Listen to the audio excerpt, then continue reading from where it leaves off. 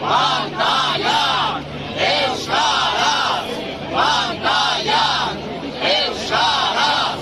Pantaiak! Izan ere, urtean zeharreko zinema emanaldien 100% soilik da euskeraz Euskal Herriko zinemetan, streaming plataformetan euskararen presentzia ez da 0,1%era iristen. Pantaiak, euskaraz! Pantaiak, euskaraz!